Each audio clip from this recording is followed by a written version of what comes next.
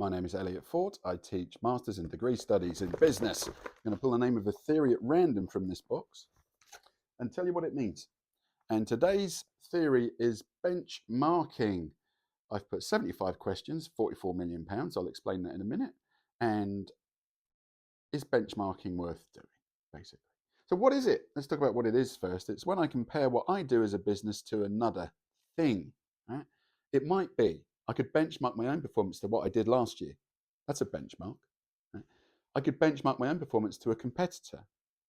It's the comparative element.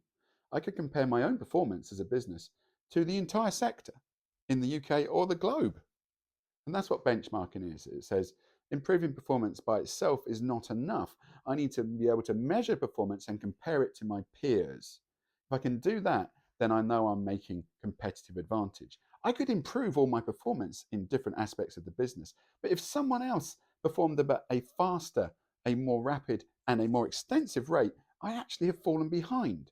So benchmarking makes sure that when we are doing our work and doing our business, we are keeping up with our competition and hopefully exceeding them. Why I've put 75 questions and 44 million quid is you can go too far with this stuff. I like measurement of things that are important, high impact or high risk elements of what we do. But I could measure everything. And with the age of IT and computers, that's the risk, isn't it? I end up measuring, whether a fly landed on the table or something. Data for data's sake is no help whatsoever. In fact, if you talk to people who use Google Analytics, most of the problem with that kind of extensive amount of data on performance is it's hard to know what to look at. You miss the important bits. And so this is an example of that. So I think in the early 2000s, there was a scheme called Support to Implement Better Business Practice, something like that.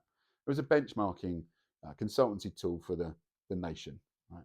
And they had 75 questions around various different parts of the organization. They thought that was going to be the best thing ever.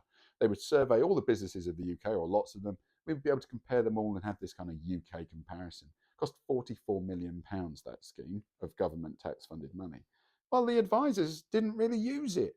Hardly anybody used it because they knew what I said is if I measure everything, it takes a long time, it costs a lot of money. When I have too much data, I can't actually make management based or improvement strategic decisions based on the important information. It's lost in the sea of noise. And so, why would I spend loads of money and loads of time measuring 75 things when probably there's only 4 things that really matter? The difficulty is to know what they are and set up the measurement required. So I mentioned the scheme because it sounds like a great idea on paper, but you can measure too much and you can just overload yourself.